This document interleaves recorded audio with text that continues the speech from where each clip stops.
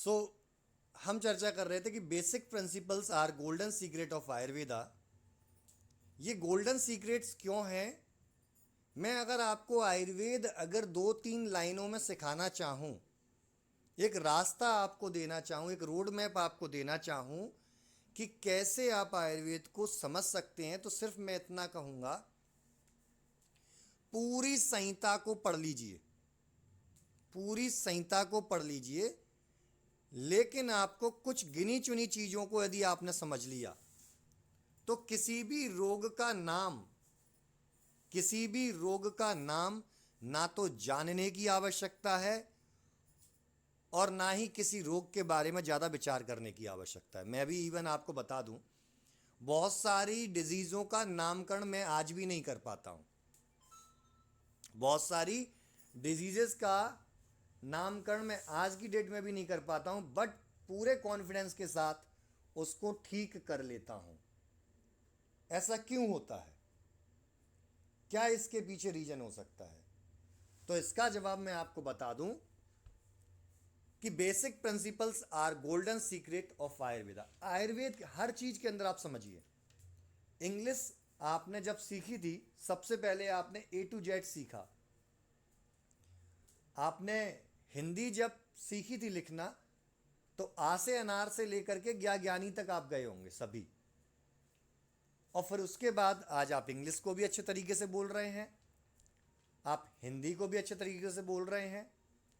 Even आप grammatical portion जानते हो या ना जानते हो, हिंदी तो अच्छे से बोल ही लेंगे। तो पहला आपको उन बेसिक प्रिंसिपल्स को पकड़ना है। Basic principles are golden secrets of Ayurveda. वो हैं क्या? जैसे मैं बता दूं, अपने जो सिद्ध गुरु जी होते हैं, हर जगह पर हर धर्म में गुरु होते हैं सिद्ध गुरु, चाहे हिंदू मुस्लिम चाहे सिख कोई भी हो, हर जगह पे उनके गुरु हैं। वो हमेशा कहते हैं कि चाहे पूरी दुनिया में घूम लो, आपका ईश्वर, आपका अल्लाह, आपका वाहे गुरु आपके दिल में बसता है। तो सबसे पहले खुद की क्लीनिंग कर लो, खुद को समझ लो, तो आपको कहीं जाने की जरूरत नहीं पड़ेगी। कहीं जाने की जरूरत नहीं पड़ेगी। तो ऐसे ही आप कुछ भी पढ़ लीजिए, कहीं भी आप चर्चा करेंगे आयुर्वेद के बारे में, बात पित्त कफ, 7 धातुएं, रस रक्त मांस मेद अस्थि मज्जा और शुक्र और स्रोतस। स्रोतस के बारे में अगर ज़्यादा नहीं जाना तो भी आप एक अच्छे लेवल के वैद्य बन सकते हो, लेकिन आपको और बेटर लेवल का वैद्य बनना है, स्रोतस के बारे में समझना होगा। मल के बारे में आप समझ सकते हो, मल के बारे में जरूरी है समझना। जैसा कि आयुर्दृष्टि जो क्लिनिकल क्लास हमारी चल रही है, वहाँ पर एक एक पेशेंट थे, शायद आप में से जुड़े हों आयुर्दृष्टि क्लिनिकल क्लासेस के डॉक्टर्स। तो एक पेशेंट थे, उन पेशेंट्स को बार बार मूत्र प्रवृत्ति हो रही थी, बार बार मूत्र प्रवृत्ति हो रही थी। तो वहाँ पर उस मूत्र प्रवृत्ति के बारे में क्वेश्चन पूछा गया, इस मूत्र प्रवृत्ति को रोकना कैसे है? तो सबसे पहले तो हम क्या करते हैं, उसकी डायग्नोसिस लेते हैं। डायग्नोसिस किस आधार पर लेना है? त्रिदोष धातु, अग्नि, और आपको क्या समझना है, उसके मलों को। ये बेसिक चीजें आपको पकड़नी है।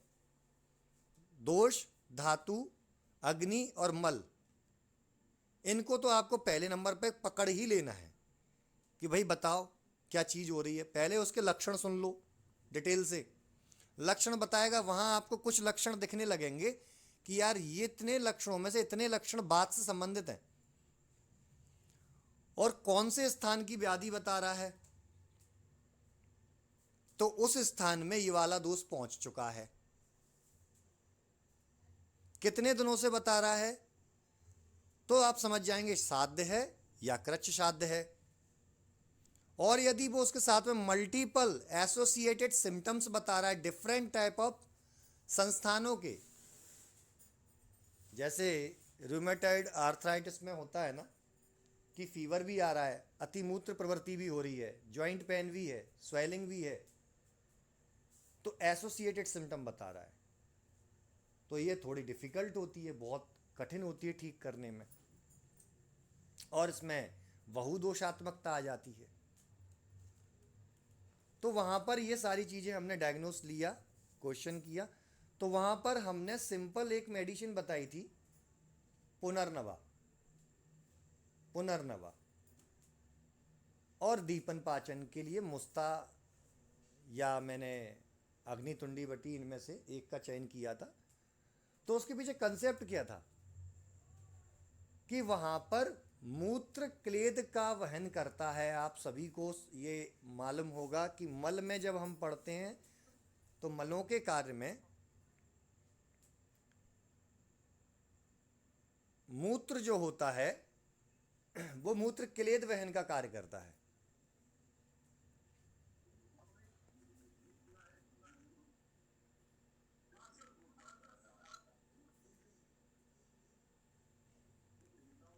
किसी का माइक ऑन है, प्लीज माइक ऑफ कर लीजिए। इस वजह से कुछ नहीं होगा, डिस्टरबेंस होगा, और शायद मैं जो बताना चाह रहा हूँ एक फ्लो में शायद बताने से रह जाऊं। तो वहाँ सिर्फ हमने पुनर्नवा दिया, और पुनर्नवा देने के पीछे रीजन यही था कि उस क्लेद का शोषण करवाना है। कुछ शोषण के लिए हमने मुस्ता चूर्ण को दिया। वो समझिए ना, कीचड़ में पैदा होने वाला मुस्ता कीचड़ को अच्छे तरीके से एब्जॉर्ब कर लेता है, उसकी समाप्ति करता है। तो समझ लीजिएगा कि वो मुस्ता कितने ज़्यादा पावरफुल होगा। और वहाँ तिक्त प्रधान औषधि का सेवन करने के लिए बोला, और साथ में मूत्र की थोड़ी प्रवृत्ति और ज़्यादा हो। जितना बचा है मूत्र उतनी वो मूत्र बॉडी से निष्कासित होगा तो उस रोगी को आराम मिलेगा। इतना छोटा सा कंसेप्ट था, 2 से 3 दिन के अंदर वो पेशेंट ठीक हो गए थे। 2 से 3 दिन के अंदर वो पेशेंट्स में शायद लगभग इतने में ही आराम आया था। काफ़ी समय पहले वो डिस्कशन हुआ था उस क्लास में। तो कहने का मतलब क्या है कि आपको इन सीक्रेट्स को पकड़ के रखना है। आप कोई भी डिजीज़ उठा लीजिए।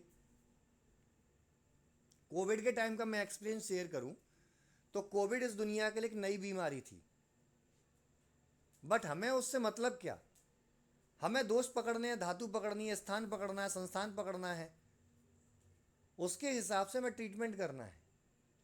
मुझे जिस रोगी के अंदर पित्त और कफ के लक्षण दिखे, मैंने पित्त और कफ से संबंधित ट्रीटमेंट उनको दिया। जहां पर आरबीसीज ब्रेक डाउन हो रही थी, आरबीसीज ब्रेक डाउन हो रही थी, तो हम समझ गए थे कि कहीं ना कहीं पित्त का यहां पर इन्वॉल्वमेंट है। पेशेंट की एसजीओडी एसजीपीटी बहुत ज़्यादा बिगड़ी हुई आ रही थी। हम समझ गए पित्त का कुछ ना कुछ इन्वॉल्वमेंट है। हीमोग्लोबिन सडनली डाउन जा रहा था, हम समझ गए पित्त का इन्वॉल्वमेंट है। भैया पित्त का ट्रीटमेंट करना शुरू कर दो। जहां रोगी को फीवर बार बार रिपीट हो रहा है, बार बार रिपीट हो रहा है, फीफाट्रॉल बहुत अच्छी ड्रग है अपने यहाँ ज्वर के लिए, जस्ट लाइक पैरासीटामोल। फीफाट्रॉल आयुष मंत्रालय से शायद बनी हुई है। वो जब पेशेंट को दे रहे थे बार बार रिपीट हो रहा था, तो हम समझ गए अवरोध जन्य ज्वर है। अवरोध क्या भाई, कफ की दुष्टि हो जाए तो वो आम बन जाता है, और आम बन के वो चिपक जाता है। आम इज मोर स्टिकी देन कफ दोषा। कफ की अपेक्षा आम बहुत ज़्यादा स्टिकी होता है। और इस तरीके समझ लीजिए कि ये दूषित कफ है, और इसको हमने कोविड में इस तरीके से समझा। अभी आम से अगर मैं पूछूं तो सब केवल एब्डोमेन के बारे में सोच रहे होंगे, पेट के अंदर कुछ चिपचिपा हमारे नेजल म्यूकस जैसा कुछ होता है, वो आम है। आम इससे भी परे है। आम की अगर आप परिभाषा देखें तो ऊष्मणो अल्प बलत्तेन धातु माध्यम पाचितम दुष्ट अमाशयगतम रसमामम प्रचक्षते। वहां ऊष्मणो अल्प बलत्वेन बोला है। ऊष्मा का अल्प बल मतलब बॉडी के अंदर जितनी अग्नियां हैं, उन अग्नि के लेवल पर अगर अग्नि कम हो गई, अभी अग्नि कंसेप्ट समझिए आप, इस बेसिस पे मैं अग्नि कंसेप्ट पर चल रहा हूं कि उस व्यक्ति की यदि अग्नि कम हो गई तो उस व्यक्ति का खेल खत्म होना है ना। जो खाएगा पचेगा नहीं, औषधि दोगे तो कुछ काम नहीं करने वाली। और अग्नि किस पर डिपेंड होती है? समान वायु एंड पाचक पित्त पर। समान वायु और पाचक पित्त पर अग्नि डिपेंड होती है। जो आपने एग्जाम्पल पढ़ा हो हमारी संहिता के अंदर, देखिए किसी भी कंसेप्ट को समझाने का कितना अच्छा उदाहरण देते हैं कि जो सामने आपको दिख जाए उसी से समझ लो। चूल्हे के अंदर आग जलती है तो एक फूंकनी होती है। अब आपके यहाँ क्या कहते हैं पता नहीं, लोहे की एक रॉड टाइप की खोखली सी होती है, हमारे यहाँ फूंकनी बोलते हैं उसको। तो उससे फूंक, अच्छा आपके यहाँ भी फूंकनी बोलते हैं, चलिए बहुत अच्छा, मतलब फिर तो क्लियर समझ में आएगा। तो उससे हवा देते हैं वहां पर ताकि वो और प्रज्वलित हो। दैट इज कर्म ऑफ वात दोषा। और समान वायु, अपान वायु, व्यान वायु, प्राणवायु, उदान वायु, आप कहेंगे ये होता क्या है? बिल्कुल कंफ्यूज नहीं होना है। वायु मीन्स वायु, जहां पर होगी वहां वायु। वायु के ऐसा नहीं समान वायु, अपान वायु या उदान वायु सबके गुण अलग अलग बताए हों, गुण अलग नहीं है। वात दोष मतलब सारे के गुण तत्त रूक्ष लघु शीत खर सूक्ष्म श्लो अनिलह, यही गुण रहेंगे। वायु समान वायु मीन्स स्थानगत वायु के स्थान के हिसाब से उसके नाम दिए गए। समान वायु जो बैलेंस करने के लिए रिस्पॉन्सिबल है, दैट इज कॉल्ड समान वायु। मैं उसको ऐसे समझता हूं, जब आपकी अग्नि अच्छी होगी, आपका पाचन अच्छा होगा, तो आपकी सर्वप्रथम बनने वाली जो धातु है रस धातु, अब धातु को भी समझते चले, दोनों को पैरेलल वे में हम समझेंगे। रस धातु बेटर बनेगी, बहुत अच्छी क्वालिटी की रस धातु बनेगी। लेकिन उसके लिए क्या चाहिए? एक अच्छा आहार चाहिए। अभी सब चीज़ों को हम मिक्स करने वाले हैं, थोड़ा हौच पौच होगा, आसानी से समझिएगा तो समझ में आएगा।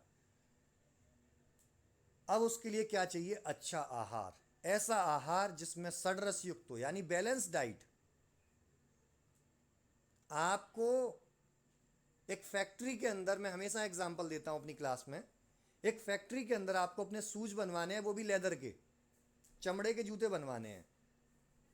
आप जाइए और आप उठा करके उनको लगभग 50 किलो बढ़िया कपड़े का थान दे के आइए, बढ़िया रेमंड का कपड़ा दे के आइए, और कहो कि भाई यार चमड़े के जूते बना दो। बना पाएगा? नहीं बना पाएगा। भाई आपने मटेरियल नहीं दिया, वो क्या बनाएगा? वो अभी रेमंड के जूते बना देगा, उल्टे उसी में जूते पड़ेंगे। ठीक इसी प्रकार आप जो आहार तत्व ले रहे हैं, आहार तत्व ले रहे हैं, उस आहार तत्व के अंदर वो सारी चीजें हैं जो रस धातु बना पाए। क्या वो सारे तत्व हैं जो रक्त धातु बना पाए? क्या वो सारे तत्व हैं जो मांस धातु बना पाए? क्या वो सारे तत्व हैं जो सातों धातुओं को बना पाए? क्यों? क्योंकि एक लेवल पर ये मान लीजिए 7 भाई खड़े हुए हैं, लाइन से सातों भाई खड़े हुए हैं। किसी को लड्डू पसंद है, किसी को जलेबी पसंद है, किसी को रसगुल्ले पसंद है, किसी को नमकीन पसंद है। अब आप एक डिब्बा लेकर के जा रहे हैं, उसमें सभी में लड्डू ही रखे हैं। उस डिब्बे को आप लाइन टू लाइन आगे जाएंगे, जिसको लड्डू पसंद है वो लड्डू उठाएगा, बाकी जिसको ये लड्डू पसंद नहीं है वो छोड़ देगा खाली। और ऐसा आप रेगुलर कर रहे हैं, रोज ऐसे ही कर रहे हैं, तो बताइए कितने व्यक्ति की वृद्धि होगी और कितने की कमी होगी? भाई जिसको लड्डू पसंद है वो अच्छा हष्ट पुष्ट रहेगा, खाता रहेगा, बाकी सब धीमे धीमे मरते जाएंगे। सो ये प्रोसेस होती है एक पोषण आहार लेने की। सारी धातुओं का उत्तरोत्तर क्षय होता जाएगा, सिर्फ एक धातु ठीक ठाक रहेगी।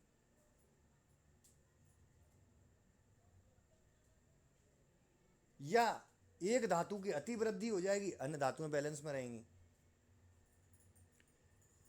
तो जब आप किसी व्यक्ति को बैलेंस डाइट देते हैं तो बैलेंस डाइट आई। अब समान वायु वहां पर जो पाचक पित्त है, उस पाचक पित्त के अंदर यदि उष्णता बहुत बढ़ जाए और स्नेह नॉर्मल मात्रा में रहे, बैलेंस मात्रा में रहे, तो इसको बोलते हैं अग्नि प्रदीपन। अग्नि प्रदीपन। अग्नि और मैं पित्त में अगर सिंपल सा डिफरेंस बोलूं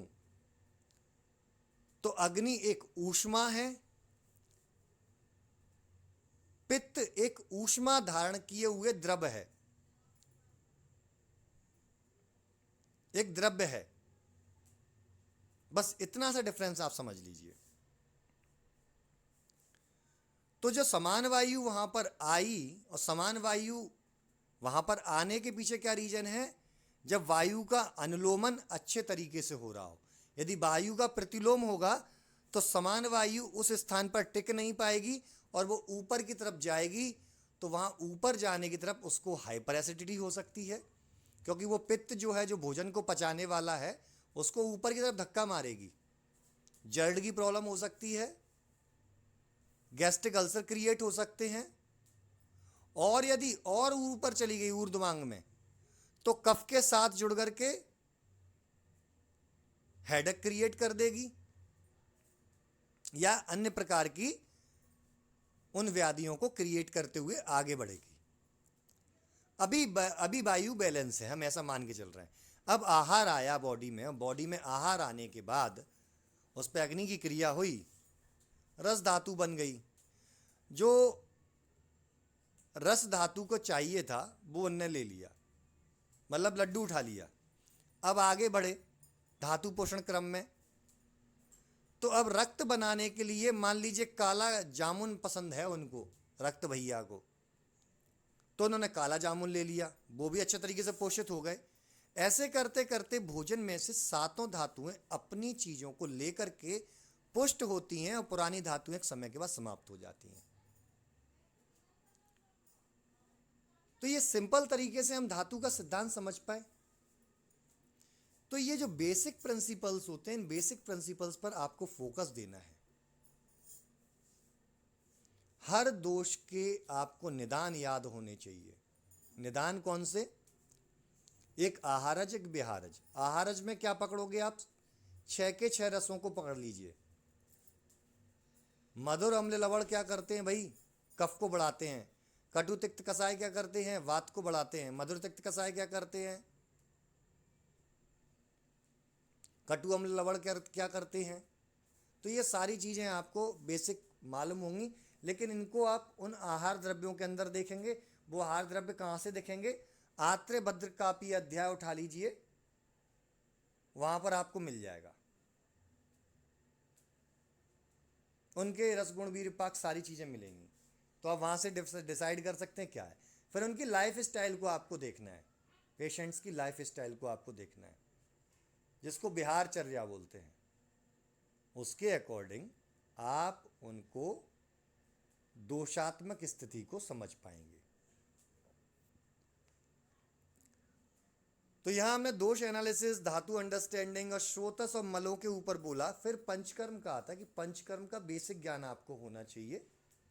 अगर आप पंचकर्म करते हैं, नहीं करते तो भी डरने की जरूरत नहीं है, मेडिसिनली भी आप क्योर कर सकते हो।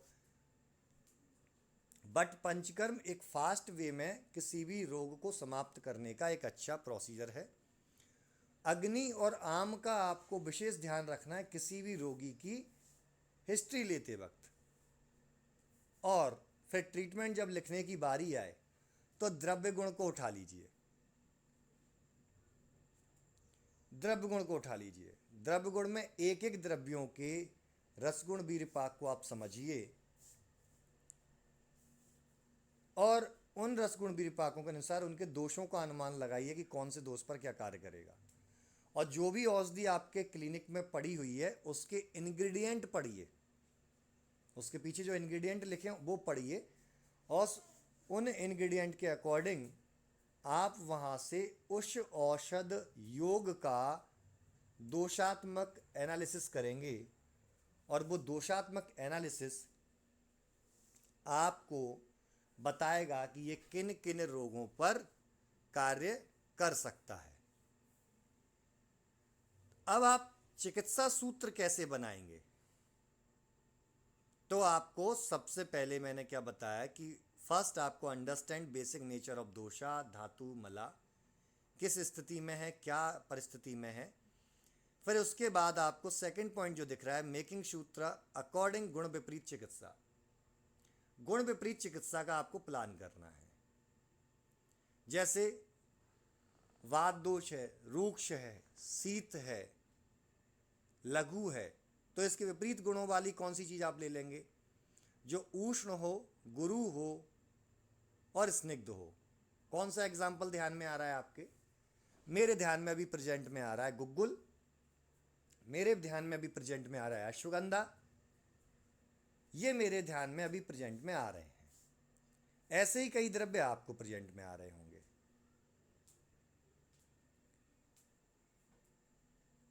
और यदि हम पंचकर्म में पूर्व कर्म में जाएं तो स्नेहन और स्वेदन। अभी यहीं अगर पित्त चीज आ जाए, पित्त दोष आ जाए तो क्या करोगे आप? पित्तम सायस्ने तीक्ष्ण उष्णम लघु विश्रम सरम द्रवम। अभी मान लीजिए वहां पर हाइपर एसिडिटी का पेशेंट है तो क्या करोगे भाई? और तो उसको खट्टी डकारें आ रही है, मतलब स्नेहांश बढ़ा हुआ है, तो उसका शोषण करवा दीजिए, शुंठी दे दीजिए। अब आप कहेंगे शुंठी तो उष्णता प्रदान करती है। नहीं, शुंठी समान वायु पर बहुत अच्छा कार्य करके और शोषण कर्म करा करके अग्नि का प्रदीपन करती है। नॉट अफेक्टेड मोर पित्त देन अग्नि। अग्नि की अपेक्षा पित्त पर उतना ज्यादा कार्य नहीं करती है, क्योंकि वो शोषण स्नेह, मैंने बताया था ना, अग्नि में स्नेहांश नहीं होता है, पित्त में स्नेहांश होता है। उस स्नेहांश को हटा दिया और वहां पर अग्नि को प्रदीप्त कर दिया, तो उसको एसिड बेल्चिंग कम हो जाएगी, बट बर्निंग रहेगी। तो आप क्या करेंगे? शीतल द्रव्य प्रबाल पिष्टी का प्रयोग कर लीजिए। लघु सूत सेकर बहुत अच्छा इसमें चॉइस ऑफ ड्रग आता है। मीन्स कुल मिलाकर के गुण विपरीत चिकित्सा आपको करनी है।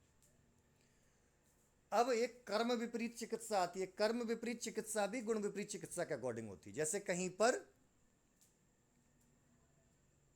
कोई रुकावट है किसी भी चीज की वजह से, चाहे वो ग्रंथि हो सकती है, चाहे वो आम दोष हो सकता है, तो वहां आप लेखन कर्म का प्रयोग कर सकते हैं, भेदन कर्म का प्रयोग कर सकते हैं।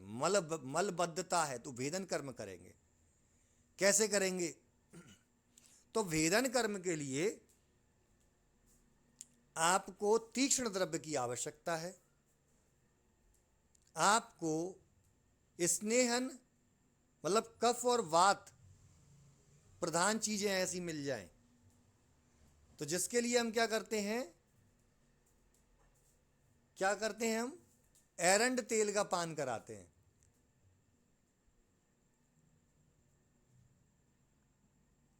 और तीक्ष्ण द्रव्यों का प्रयोग करा देते हैं कई बार।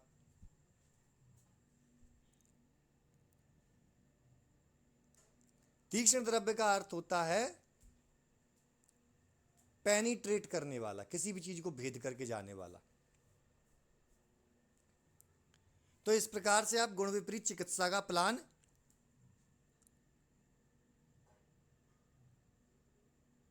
कर सकते हैं, तो आपको वो गुण विपरीत चिकित्सा से लाभ मिलेगा। अब लास्ट में मैं आपके साथ एक ब्लूप्रिंट शेयर कर रहा हूं।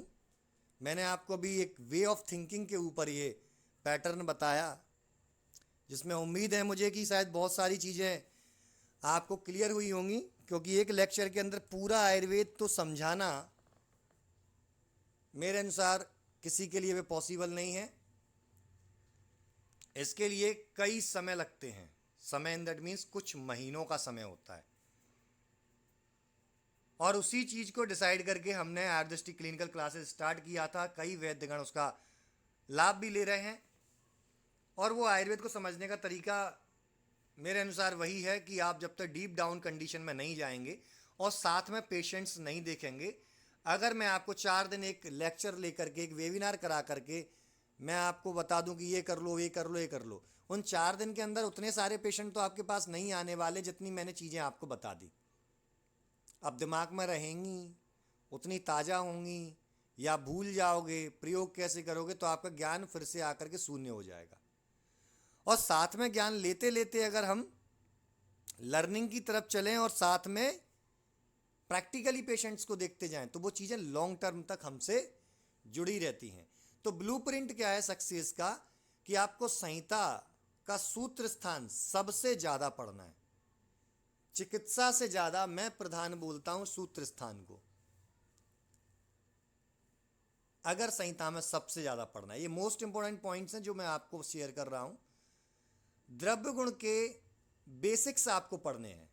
बेसिक्स मीन्स आपको गुण पढ़ने हैं, जो गुरबादी परादी ये गुण, और उनको जो मैंने बताया वे ऑफ थिंकिंग, आस पड़ोस के माहौल से जोड़ के रख लीजिए। गुरु कैसा होता है, लघु कैसा होता है, पिछल कैसा होता है, विशद कैसा होता है, इन चीज़ों को आपको देखना है। परादी गुण आपको देखने हैं, परत अप्रत्यक्ति संयोग विभाग ये वाले जो हैं हमारे, उनको आपको देखना है। आपको इन दैट मीन्स पहले गुणों को आपको देखना है, फिर आप रसों को देखेंगे, और रसों के अंदर कौन से महाभूत प्रधान हैं इनको देखेंगे। वीर्य देखना है और विपाक देखना है। रस गुण वीर विपाक चाट जाइए इनको, ये बेसिक्स हैं। इसके बिना मैं आपके सामने कालमेघ रख दूं उठा करके, आप रटा रटाया बोल दोगे नहीं लिवर में काम करता है। भाई लिवर के अलावा और जगह भी काम करता है, वो कहां से समझ में आएगा। लिवर में काम करता है कालमेघ, ये तो एलोपैथिक प्रैक्टिस हो गई कि आया भैया लीवोफ्लॉक्सासिन है, एमआर ने बताया सर ये यहां काम करता है, आप यहां दीजिए, नया ड्रग आया है, और उन्होंने प्रिस्क्राइब करना शुरू कर दिया। यहां आपके जाए एमआर आकर के, मेरे यहाँ तो मैं नहीं पूछता है एमआरओ से, मैं कहता हूं आप बताइए इसके अंदर क्या डला हुआ है, वो मुझे बता दीजिए, और किस प्रोसीजर के तहत आपने इसको प्रिपेयर किया है आपके फार्मा ने, ये चीज़ मुझे बता दीजिए। फिर मैं देखता हूं कि कैसे इसका प्रयोग करना है। और कम ड्रग्स के, कम औषधियों के साथ मल्टीपल डिजीज पर हम रिजल्ट लेते हैं, मल्टीपल डिजीज पर हम रिजल्ट लेते हैं। आपको द्रव्य गुण को डिटेल में पढ़ना है, और फिर आता है आपका मार्केटिंग स्ट्रेटजीज। भैया बिना मार्केटिंग स्ट्रेटजीज के ज्ञान कितना भी हो, अगर लोगों तक नहीं पहुंचा तो किसी मतलब का नहीं है। अगर ज्ञान लोगों तक पहुंचा तो बहुत काम का है। और उस मार्केटिंग स्ट्रेटजी को प्रिपेयर करके, जो भी आपके आस पड़ोस में जैसा भी माहौल है, उस माहौल के हिसाब से पहले लोगों को समझें, अपने क्षेत्र को देखें, कौन से रोग सबसे ज़्यादा हो रहे हैं। इसके लिए हो सकता है आप किसी भी एलोपैथिक डिस्पेंसरी पर जाकर के सिर्फ बैठिए, वहाँ पर जो वो लिखते हैं ना, पेशेंट का पर्चा बनाते हैं, उस रजिस्टर को बस चेक कर लीजिए, कोई भी करवा देगा, मना नहीं करेगा। देख लीजिए किस प्रकार के पेशेंट सबसे ज़्यादा आ रहे हैं, माइंड में रख लीजिए, उसी के अकॉर्डिंग आप अपनी मार्केटिंग स्ट्रेटजी बनाना शुरू कीजिए। इसको सर्वे बोलते हैं इसको। और फिर थोड़ा सा धैर्य रखिए, और फिर टूट जाइए मार्केट में, गो विथ इट। मैं नहीं मानता कि आपको सफलता ना मिले। किसी भी चीज में सफलता लेने के लिए आपके पास नॉलेज होनी चाहिए। वो नॉलेज हर तरीके की होनी चाहिए, सब्जेक्ट की नॉलेज और दुनिया की नॉलेज। सफलता आपके पास आएगी। एलोपैथ सिस्टम में भी वो मार्केट का सर्वे करवाते हैं, दैट आफ्टर दैट वो लॉन्चिंग करते हैं मेडिसिन की। किस चीज़ की डिमांड है मार्केट में, वो अगर आएगी तो बिकेगी, डिमांड नहीं होगी नहीं बिकेगी। कोविड में सभी देख चुके हैं, वो कौन सी ड्रग आई थी, मुझे तो नाम भी याद नहीं है उसका, लोग अब पागल हुए जा रहे थे उसके लिए। तो मैं उम्मीद करता हूं कि रेमडेसिविर बिल्कुल सही कहा सर ने। हाँ उसके लिए पागल हुए जा रहे थे उसके लिए। हाँ हाँ हाँ हाँ। और कोई रिजल्ट नहीं था, कोई रिजल्ट नहीं था, कोई रिजल्ट नहीं। लगभग 1 से 1,500 लोगों को हमने, हमारी टीम ने कोविड के पेशेंट्स को देखा, वहाँ पर कोई रिजल्ट्स नहीं थे उसके, कहने के थे ना ही। सीडीसी, सेंट्रल डिजीज कंट्रोल जो बोर्ड है अमेरिका का, उसने भी क्लियरली लिखा था अपनी रिसर्च में कि कोई रिजल्ट नहीं मिल रहे हैं, that is influenza like illness. तो वो तो क्लियर प्रूफ था। तो चलिए, उम्मीद करता हूँ कि इससे आपको बहुत कुछ समझ में आया हो। और मेरा जी